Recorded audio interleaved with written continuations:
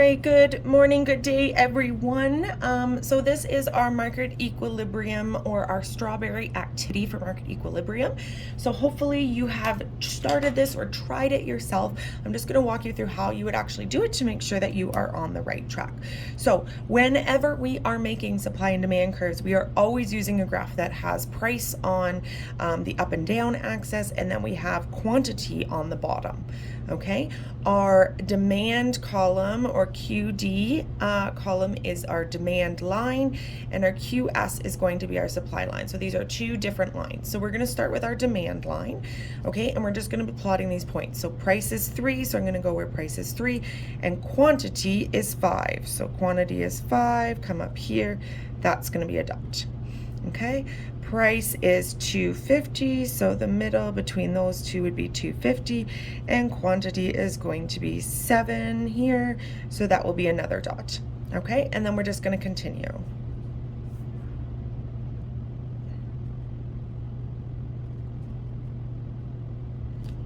Okay, and once you have all of the dots done, you can grab a ruler or the edge of your phone or the edge of a textbook, and you're going to connect those dots.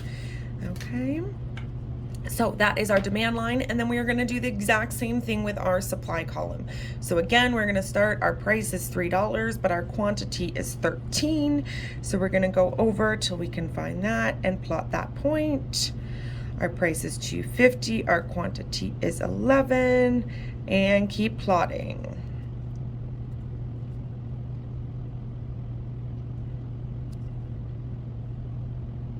And once we've done that, again, we can use our ruler to connect the lines.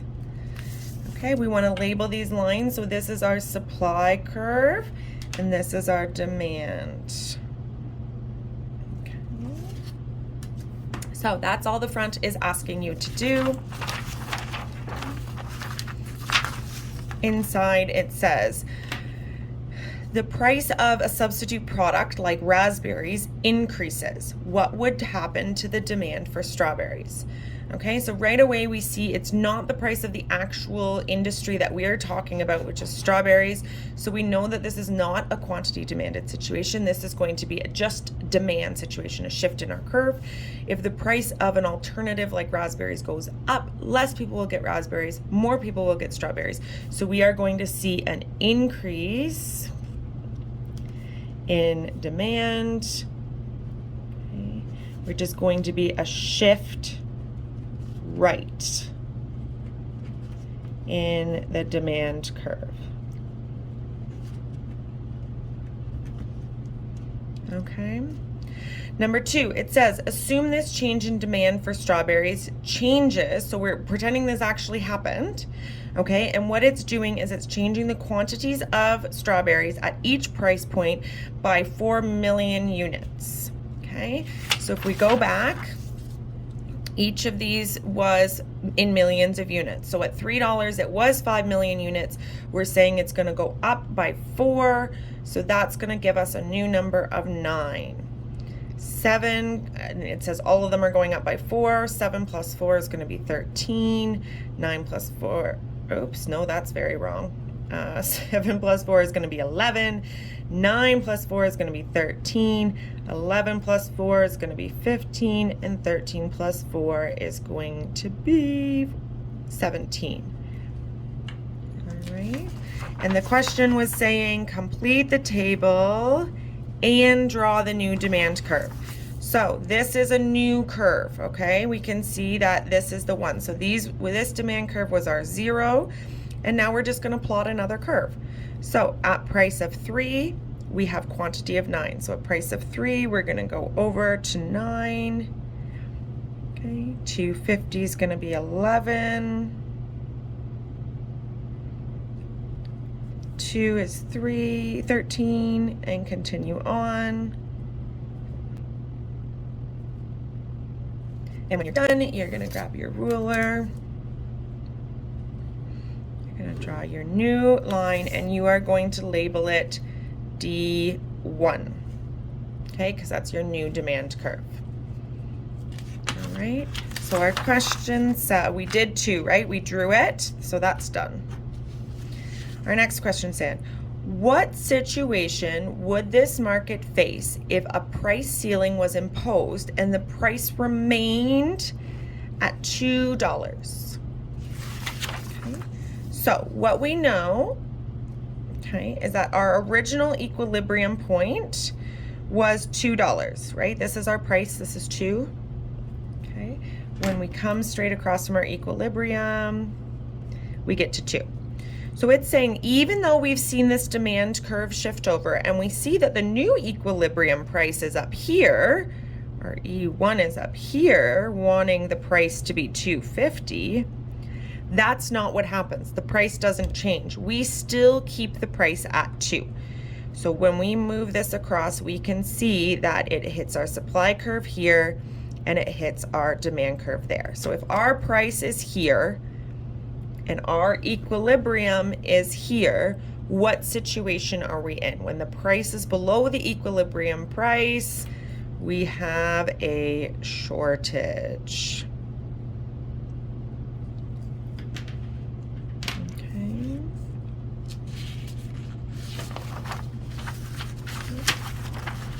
So we can explain that here. We have a shortage. Price is below the new equilibrium.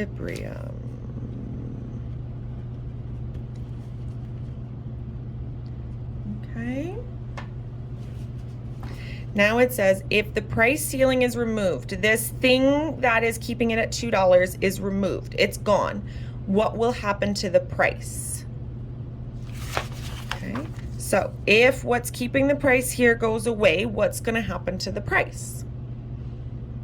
We know that in a true free market, the price will always want to go to the equilibrium point. So to go from here to our new equilibrium point, the price is increasing. Okay, we're going to see the price increase. And it's saying what's the new equilibrium price? Our new equilibrium price when we come across is $2.50. So here we would say the price will increase.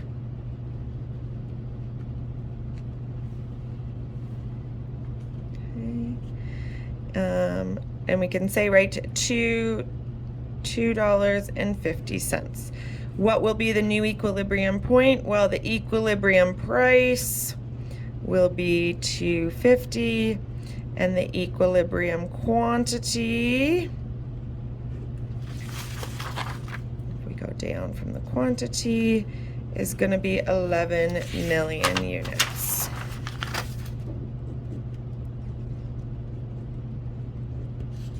Okay, those are the questions that are asked. I just want to make sure that when we're talking about this shortage, that we truly understand that. So I'm going to jump back there for a second.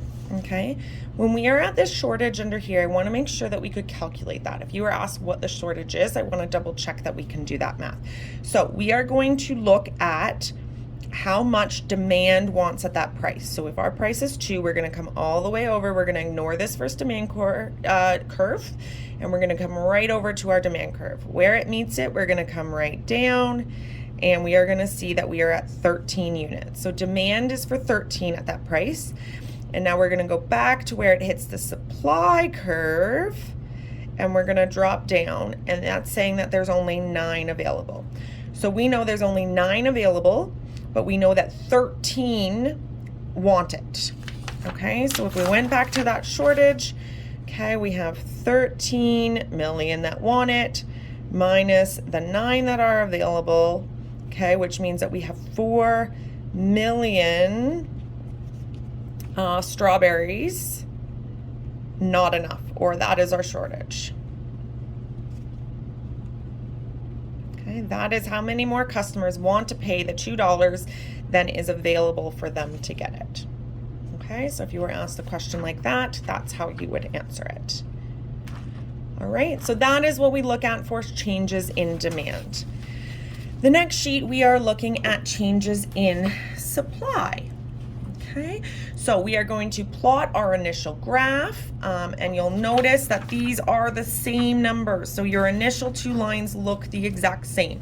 You're going to do your demand, 3, 5, plot that along, then you're going to do your supply, and it should look like this. If you are not sure how I did that graphing, please go back to the beginning of the video on the first graph where I walked you through how to do that. Okay, so we have our initial demand curve, we have our initial supply curve. Okay, and I'm just going to flip it over and find out what we want to do with it. Okay, it says, what would happen if the supply of strawberries increased because a new producer entered the industry? So another farmer comes in, they're going to make strawberries. Okay, there's going to be more strawberries. So what's going to happen? Okay, we know it's not because of the price, so it's not going to be a quantity supply. We are seeing the actual overall supply increase. So we are seeing a supply increase, which results in a right shift of the supply curve. So we can write that here. So supply will increase, which means there will be a right shift of the supply curve. Okay. It then says, assume this change in supply for strawberry changes the quantity at each price point by 4 million units. So again, we are going to see this supply increase, and it's going to be by 4 million units. So we're going to come back here, and this time we're moving supply. So everything in this column is going to have 4 added to it to get our new one. So 3 plus 4 is 17 or 13. 11 plus 4 is 15. 9 plus 4 is 13. 7 plus 4 is 11. 5 plus 4 is 9. Okay. Now that we have our new supply numbers, we are going to go ahead and graph our new line. Okay, this is a supply line. Personally, I like using different colors for each to help me keep track, but that's just an option. As long as they're labeled, it's fine. So we're gonna go 3, 17. Again, each dot's increased 4, so you could really just find the dot here and go 1, 2, 3, 4.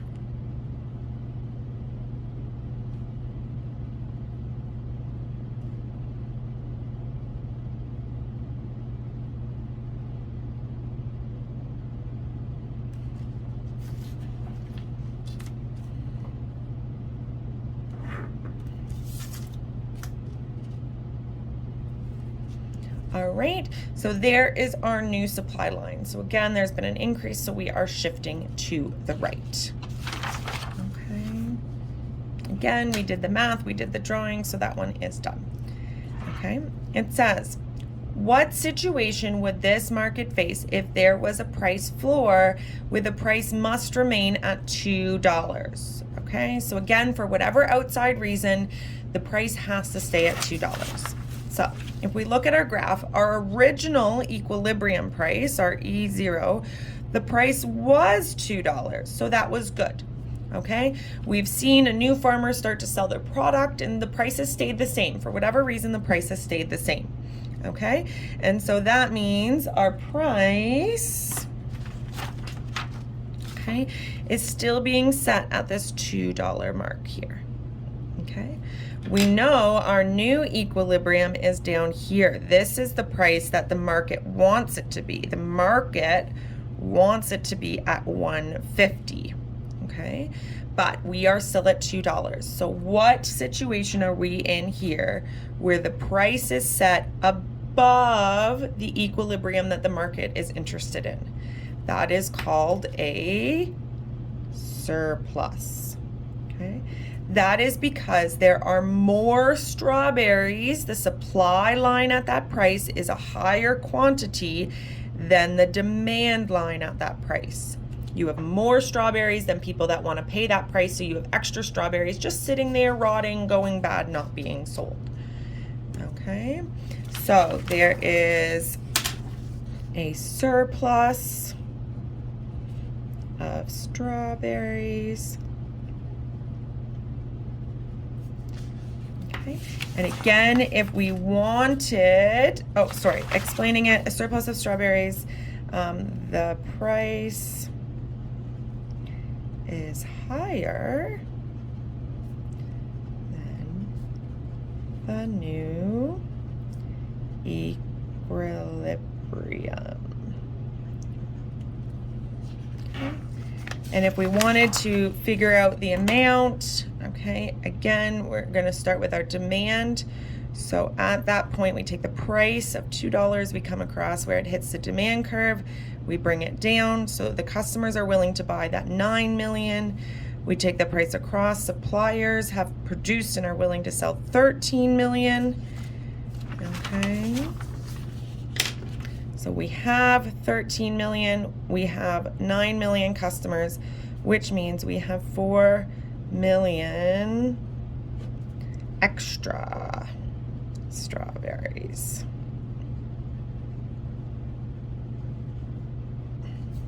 Okay, because we are in that surplus situation. Okay. Our final question says, if the floor, the restriction, the keeping at $2 is removed, what will happen to the price and what would be the new equilibrium? So if we look back at our graph, okay, if this restriction goes away, we are going to see everything move towards our new equilibrium. In a free market, we always find our way to our new equilibrium. To do that, we see the price over here decreasing. Okay. So we know the price will decrease. And our new equilibrium point, E1 here, if we go across, the price will be $1.50 and the quantity will be 11. So we know our equilibrium price is $1.50 and our equilibrium quantity, I believe I'm forgetting, 11 is 11. And make sure always in your written answers you're using the unit. 11 million strawberries.